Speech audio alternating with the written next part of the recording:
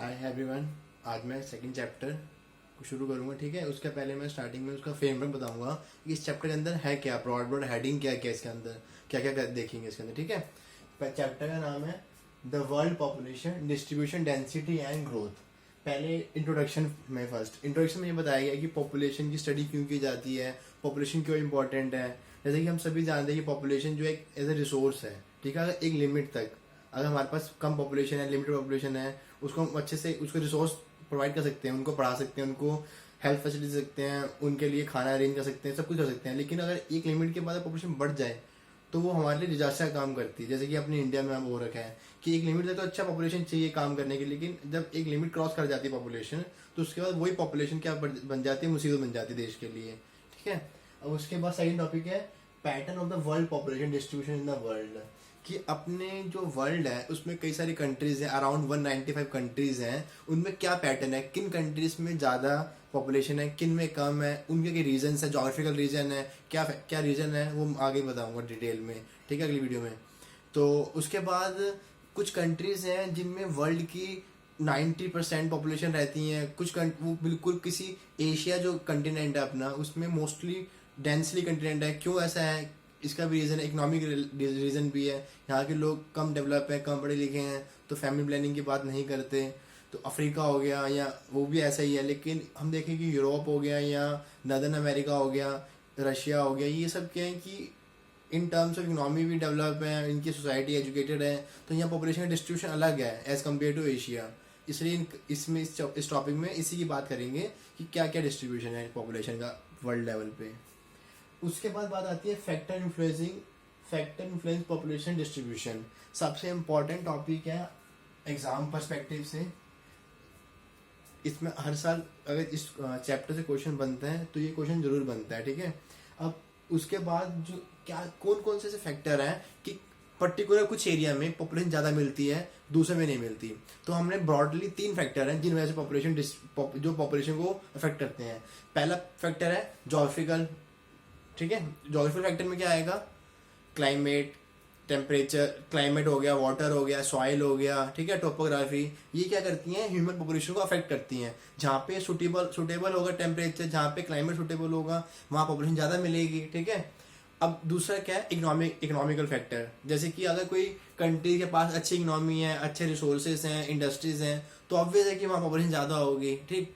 तीसरा फैक्टर आता है सोशल एंड कल्चर फैक्टर। उसमें क्या है कि अगर उस सोशल कल्चर फैक्टर, वो ऐसे फैक्टर होते हैं, रिलीजन हो गया, एजुकेशन हो गया, हेल्थ हो गया, ये सब क्या है, इन वजह से भी पॉपुलेशन किसी एरिया में ज़्यादा हो जाती है। जैसे कि हम लोग देखेंगे इंडिया में पॉपुलेशन ज़्यादा कहाँ पे है, कुछ रिलीजियस सेंटर के पास, जैसे इलाहाबाद देख लिया या वैष्णो देवी देख ली, तो ये रिलीजियस सेंटर है, यहाँ पॉपुलेशन बहुत ज़्यादा है। दिल्ली में पॉपुलेशन ज़्यादा क्यों है, एजुकेशन सेंटर है, हेल्थ, तो यहाँ पे हेल्थ एजुकेशन है और हेल्थ है, तो इसलिए यहाँ पे ज़्यादा लोग रहते हैं, ठीक।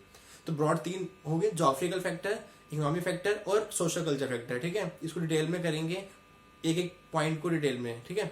उसके बाद अगला टॉपिक आता है population growth and component of population change. ये दोबारा इंपॉर्टेंट, ये और ये टॉपिक एग्जाम पर्सपेक्टिव से बहुत इंपॉर्टेंट है, इसी से क्वेश्चन आते हैं, ठीक। अब पॉपुलेशन ग्रोथ क्या होता है, पॉपुलेशन ग्रोथ, पॉपुलेशन का बढ़ना किसी 2 टाइम पीरियड के बीच में। जैसे कि हमने फॉर सपोज कि हमने ले लिया 2000 ले लिया और 2010 लिया, तो 2 टाइम पीरियड हो गया, इनके बीच में क्या पॉपुलेशन चेंज हुआ है उसको स्टडी करते हैं पॉपुलेशन ग्रोथ में, ठीक है। तो कई सारी टर्म्स आपके टेबल में लिखी हुई है, उन टर्म को भी देखेंगे एक एक करके। अब दूसरा कंपोनेंट ऑफ पॉपुलेशन चेंज, कौन कौन सा कंपोनेंट है जिससे पॉपुलेशन चेंज होती है। 3 कंपोनेंट है ब्रॉडली, ठीक है, बर्थ रेट, डेथ रेट और माइग्रेशन, ठीक। बर्थ रेट क्या है, डेथ रेट क्या है, बर्थ रेट में इसकी कितने लाइव बर्थ हो रहा है पर 1000 पे, उसकी डेफिनेशन मैं आगे बताऊंगा, ठीक है। डेथ रेट कितने लोग मर रहे हैं। माइग्रेशन क्या होता है, एक जगह से दूसरी जगह जाना लोगों का, किस पर्पज से, कई पर्पज हो सकते हैं, मैरिज हो गया, जॉब हो गया, एजुकेशन हो गया, हेल्थ हो गया, इन सभी पर्पज से क्या होता है, लोग एक जगह से दूसरी जगह जाते हैं, ठीक है, उसी को माइग्रेशन बोला जाता है। अब माइग्रेशन में एक टॉपिक है अंदर, पुश एंड पुल फैक्टर, जो माइग्रेशन करवाते हैं, ठीक है। सबसे ये बहुत इंपॉर्टेंट है, इसी के अंदर आएगा, पुश एंड पुल फैक्टर काफी इंपॉर्टेंट है। कौन से फैक्टर है जो पुश करते हैं माइग्रेशन, कौन से फैक्टर है जो पुल करते हैं माइग्रेशन को, ठीक है। तो ये भी मोस्ट इंपॉर्टेंट क्वेश्चन होता है आपके एग्जाम पर्सपेक्टिव से। अब उसके बाद बात आती है कि trend in population growth and doubling time.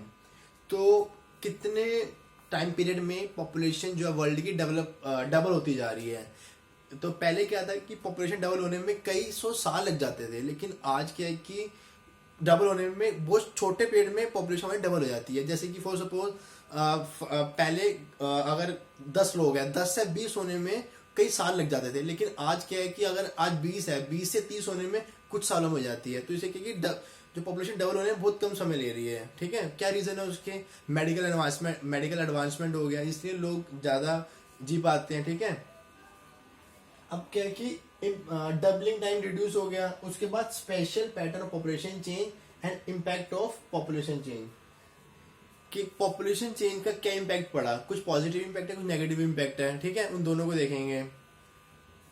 अब पॉपुलेशन कंट्रोल मेजर्स, हमें क्या मेजर्स लेने चाहिए, क्या ऐसे स्टेप लेने चाहिए जिससे हम पॉपुलेशन को कंट्रोल कर सकें। ठीक है, उसी के बारे में कुछ कई सारे फैक्टर हैं, कुछ डायरेक्ट है, कुछ इनडायरेक्ट है। डायरेक्ट फैक्टर जैसे कि सीधा लोगों को एजुकेट करके, उनको अवेयर करवा के। इनडायरेक्ट मतलब कि कुछ ऐसी पॉलिसीज बना के कि उससे कि उनको डिस्करेज किया जाए कि ज़्यादा बच्चे ना करें। ठीक है, तो ये सब इन सब तरीक़ों से हम पॉपुलेशन को कंट्रोल कर सकते हैं। ऊपर मैंने टॉपिक छूट गया मुझसे, थर्ड वाला, डेंसिटी ऑफ पॉपुलेशन। अब ये क्या होता है कि डेंसिटी मीन्स कि कितना घनत्व है, मीन्स कि किसी एक पर्टिकुलर एरिया में किसी भी चीज़ का, रोड व्हीकल्स का, पॉपुलेशन का, कितने वहाँ पे चीज़ें हैं वो। अब इसको निकालने का फॉर्मूला होता है, ऊपर हम क्या निकालते हैं, टोटल पॉपुलेशन रखते हैं, नीचे एरिया रखते हैं। तो उससे जो निकलता है, क्या निकलती है, डेंसिटी ऑफ पॉपुलेशन। ठीक है, तो इसको मैं आगे बताऊंगा फॉर्मूला क्या होता है। ठीक, तो उस ऐसे हमने वर्ल्ड को 5 पार्ट में डिवाइड किया है डेंसिटी के बिहाफ पे। कुछ रीजन्स है वहाँ पे डेंसिटी हाई है, कुछ रीजन है उन पे डेंसिटी बहुत लो है। इसके पीछे क्या फैक्टर्स हैं, क्या हिस्टोरिकल फैक्टर्स हैं, क्या नेचुरल फैक्टर हैं, वो सारी चीज़ें देखेंगे। ठीक है, इसमें बात करते हैं इंट्रोडक्शन की। ठीक है, इंट्रोडक्शन में कुछ पॉइंट्स हैं। रियल वेल्थ, पॉपुलेशन क्या कि कंट्री की वेल्थ होती है, संपत्ति होती है। अगर पॉपुलेशन है तो कंट्री डेवलप करेगा, अगर पॉपुलेशन तो कौन उसको आगे लेके जाएगा, कौन उसके लिए काम करेगा। इसलिए क्या है, पॉपुलेशन क्या बोला गया है, कंट्री की वेल्थ है। ठीक है, एक संपत्ति है कंट्री की।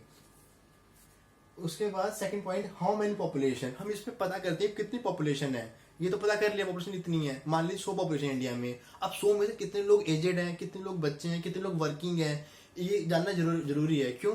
क्योंकि मान लीजिए हमारे 100 लोग हैं हमारी कंट्री में, 100 में से 80 लोग तो डिपेंडेंट हैं और सिर्फ 20 काम करने वाले हैं। तो हमें इससे क्या पता चलता है कि 100 लोग तो हैं, ठीक है, पर लेकिन 80 लोग तो डिपेंड है। तो क्या करेंगे इन 80 लोगों का? तो इन जो 20 लोग हैं, इन लोगों को इन 80 लोगों का खर्च उठाना पड़ेगा। इसलिए हम पॉपुलेशन स्टडी करते हैं, कौन से एज ग्रुप में कितनी पॉपुलेशन है। इससे हम पता चल सके कि जो वर्किंग एज ग्रुप है वो संभाल पाएगा नहीं पाएगा अपनी, जो इन पे डिपेंड है लोग। इसलिए हम जैसे 0 से 17 हो गया, 18 से 59, अबव 60, ये सब क्या एज ग्रुप है। ठीक, अगर जितनी ज्यादा पॉपुलेशन 18 से 59 में होगी ना, तो मतलब उतने ज्यादा कंट्री का रिसोर्स अच्छा है, क्योंकि ये लोग ही काम करेंगे। ये अबव 60 वाले तो काम करेंगे नहीं ना, बिलो 18 17 वाले। ठीक है, तो इसलिए हम पॉपुलेशन स्टडी करते हैं कि कितने लोग कमाने लायक हैं। ठीक, अब उसके बाद आती है कि हाँ, अभी फिलहाल में अपने वर्ल्ड में अराउंड 7.5 बिलियन या के आसपास पॉपुलेशन पहुंच चुकी है। ठीक है, तो काफी ह्यूज पॉपुलेशन है देखा जाए तो पिछले प्रीवियस ईयर से।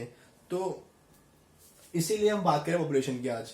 उसका जूडियस रिसोर्स ऑफ रिसोर्सेज, अब क्या है कि पॉपुलेशन होना इंपॉर्टेंट भी है। क्यों? मान लीजिए अगर हमारी कंट्री है इंडिया, उसमें बहुत कम लोग रहते हैं, तो वो लोग क्या करेंगे, रिसोर्स को अच्छे से यूटिलाइज नहीं करेंगे। एक्सेस रिसोर्स हो गए तो उनको भी रिसोर्स की वैल्यू नहीं होगी। लेकिन जब पॉपुलेशन बढ़ जाती है तो क्या होता है कि हम अपने रिसोर्सेज को काफी बुद्धिमानी से यूज करते हैं। क्यों? क्योंकि उस समय क्या है कि डिमांड बढ़ेगी, हर किसी को अपनी नीड्स को पूरा करना है। इसलिए हम रिसोर्स को तरीके से यूज करेंगे, उसको वेस्ट नहीं करेंगे। ठीक है, इसलिए पॉपुलेशन होना जरूरी भी है। अब सेकंड टॉपिक की बात करते हैं। ठीक है, सेकंड टॉपिक क्या था अपना, pattern of the world population distribution in the world. अब जो क्या डिस्ट्रीब्यूशन है उसका, तो इसमें क्या बताया गया कि जो 90% ऑफ वर्ल्ड पॉपुलेशन है ना, तो अपने 10% एरिया में ही रहती है वर्ल्ड के। ठीक है, अपनी कंट्री के 10% एरिया में रहती है 90% पॉपुलेशन वर्ल्ड की। ठीक, और दूसरा क्या बताया कि 10 कंट्रीज वर्ल्ड में ऐसी हैं जहां पे पूरे वर्ल्ड का 60% पॉपुलेशन रहती है। ठीक है, कौन सी ऐसी 10 कंट्रीज है उनको देखते हैं। ये तो पहली कुछ कंट्रीज एशिया में है। एशिया में ऐसी 6 कंट्रीज है जहाँ पे ये 10 कंट्री आती हैं। ठीक है, 6 कंट्री कौन सी है अपनी? India, China, Japan, Pakistan, Bangladesh, ठीक है, इंडोनेशिया। और नॉर्थ अमेरिका में है यूएसए, ठीक है। तो दूसरी उसके बाद साउथ अफ्रीका में है ब्राजील, अफ्रीका में है नाइजीरिया। अब ये कंट्री है CIS, इसकी फुल फॉर्म है कॉमनवेल्थ ऑफ इंडिपेंडेंट स्टेट, ठीक है। ये सारी कंट्रीज कब बनी थी? 1991 में बनी थी, जब रशिया टूट गया। रशिया ने सोवियत यूनियन जब टूटा, उससे कुछ कंट्रीज बनी, उनको क्या हम उनको रखते हैं CIS बोलते हैं उन कंट्रीज को। क्या नाम है उनका? कई सारी कंट्रीज है, किर्गिस्तान, कजाकिस्तान, आर्मेनिया, ये सारी कंट्रीज जो अपने रशिया के सदर्न पार्ट में है अब, तो ये सारी कंट्रीज को बोलते हैं CIS कंट्रीज, ठीक है। आइए इसी में बात करते हैं थर्ड टॉपिक की, डेंसिटी ऑफ पॉपुलेशन, ठीक है। तो डेंसिटी ऑफ पॉपुलेशन में क्या देखेंगे? इसका फॉर्मूला और कुछ 5 रीजंस हैं जिनमें एक बुक में दिया गया, मैप में दिखाया गया है कि कौन से 5 रीजन है, उनमें अलग अलग तरह की डेंसिटी है, कहीं में ज्यादा, कहीं में कम है, कहीं में बहुत कम है। उसके क्या रीजंस है उसको देखते हैं इसमें, ठीक है। तो पहले इसकी डेफिनेशन क्या होती है डेंसिटी की, ठीक है, डेंसिटी पॉपुलेशन की। The average number of inhabitant means की निवासी जो वहां के, living with in a specific unit of area, ठीक। जो वहां के निवासी है कि स्पेसिफिक यूनिट ऑफ एरिया, किसी एरिया के अंदर कितने लोग रह रहे हैं, बेसिकली हमें इसमें देखना है। अब वो एरिया हम कैसे मेजर करेंगे? स्क्वायर किलोमीटर में मेजर करते हैं हमारी बुक में, लेकिन उसकी कुछ और यूनिट भी मेजर करने की, लेकिन अपनी बुक में हमने अपनी बुक में यूज किया गया है स्क्वायर किलोमीटर, तो हम उसी की बात करेंगे, ठीक है। ये मेजरिंग यूनिट है एरिया को मेजर करने की, कि एक एरिया में कितने लोग रहते हैं, ठीक है। अब उसके बाद आती है कि मान लीजिए कि स्क्वायर है, ठीक, ये एक एरिया हमारा। स्क्वायर क्या होता है? जिसके चारों साइड इक्वल होती हैं, 1 किलोमीटर इधर, 1 किलोमीटर इधर, 1 किलोमीटर इधर, 1 किलोमीटर इधर, ये एक एरिया हो गया। तो ठीक, हमें इसके बारे में पता करना है इसकी डेंसिटी कितनी है। तो क्या करेंगे हम? इसका फॉर्मूला जो देखेंगे उसको, ठीक है, डेंसिटी का फॉर्मूला क्या होता है? पॉपुलेशन डिवाइडेड बाय एरिया, ठीक। जैसे बुक में एग्जांपल है, पॉपुलेशन हमने कितनी ली? 1.5 लाख, ठीक, 1.5 लाख ली। उसको हमारा एरिया कितना है? 100 स्क्वायर किलोमीटर, ठीक है। हमने इनको डिवाइड किया तो क्या आया? 1500। तो ये इसके आगे लिखा हुआ है 1500 पर स्क्वायर किलोमीटर। तो कितने लोग यहाँ रह रहे हैं? पर स्क्वायर किलोमीटर में 1500 लोग रहते हैं, ठीक है। तो इससे हमें क्या पता चलेगा? अगर ये नंबर ज्यादा होंगे, अगर 15 से सपोज 2000 होते हैं या 200 होते हैं या 2000 होते हैं, तो मतलब पॉपुलेशन और ज्यादा डेंस हो रही है, ज्यादा लोग रह रहे हैं। अगर इससे कम हो जाएंगे तो लोग कम हो रहे हैं, ठीक है। तो हमने इसी के यहाँ पे वर्ल्ड को मेजरली 5 पार्ट में डिवाइड किया आपकी बुक के हिसाब से, ठीक है। तो उनमें से पहला जो रीजन है मोर देन 200, ठीक है। जो ये 15 आया ना, तो यहाँ पे इसकी ऐसी वर्ल्ड के एरिया जहाँ पे 200 लोग से ज्यादा रहते हैं, ठीक है। तो वो कौन से रीजन है? जैसे आपको दिख रहा होगा जो डार्क कलर है इस बुक में, डार्क कलर क्या शो कर रहा है? जैसे एशिया हो गया, एशिया के साउथ ईस्ट एशिया, ठीक है। और अपना ये न्यूयॉर्क वाला पार्ट हो गया, ईस्टर्न, इसे बोलते हैं ईस्टर्न यूएसए, ठीक है। ये वेस्टर्न यूरोप हो गया, ये इजिप्ट हो गया, ठीक। तो ये सारी कंट्रीज में पॉपुलेशन क्या है? अबव 200 डेंसिटी है। इसका रीजन क्या होगा क्यों इतनी ज्यादा डेंसिटी है? यहाँ पे क्या सुटेबल क्लाइमेट्स हैं और हिस्टोरिकल फैक्टर्स भी रहे हैं। हिस्टोरिकल फैक्टर्स क्या रहे हैं कि ये अगर इसको देखा जाए कि यहाँ पे पहले से इंडस वैली सिविलाइजेशन थी, आपने हिस्ट्री में पढ़ा होगा, ठीक है। इंडिया में थी ना सिंधु घाटी सभ्यता, वैसे ही इजिप्ट में भी एक सिविलाइजेशन थी, ठीक। तो इसी और इंग्लैंड, जो ये इंग्लैंड है ये पहले से डेवलप रहा है। तो यहाँ से क्या हिस्टोरिकल फैक्टर है, ये पुराने समय से ही लोग यहाँ से रहते आए हैं। लेकिन यहाँ की जो ये यहाँ का रीजन है वेस्ट ईस्टर्न यूएसए, यहाँ ज्यादा पॉपुलेशन क्यों है? क्योंकि कनेक्टिविटी अच्छी है सी से, ठीक है, टेम्परेचर बढ़िया मिल जाता है और रिसोर्सेज है। यहाँ पे एप्लीशन माउंटेन है, वहाँ पे अच्छा रिसोर्सेज हैं, यहाँ लेक्स हैं 5, ठीक है। तो ये सारी जो रीजन है हाई डेंसिटी वाले, यहाँ पे सुटेबल क्लाइमेट्स हैं, ठीक है। तो हमें इजीली यहाँ लोग सरवाइव कर पाते हैं, इसलिए लोग बहुत ज्यादा भीड़ भाड़ हो जाती है यहाँ पे। अब उसके बाद आता है इनके बीच में कुछ एरिया है जहाँ पे लोग कम रहते हैं एज कम्पेयर टू इन रीजन की। क्यों? वहाँ पे कंडीशन सुटेबल नहीं है। अब हम बात करते हैं लास्ट वाले की, जो लेस देन 1 है, जहाँ पे बहुत ही कम लोग रहते हैं। वो कौन सी रीजन है? आपका ग्रीनलैंड हो गया, अलास्का हो गया, रशिया हो गया, एंटार्क्टिका इसमें गिवन नहीं है, सहारा डेजर्ट हो गया। अब इन एरिया में लोग बहुत ही कम लोग रह रहे हैं। इसका रीजन क्या होगा?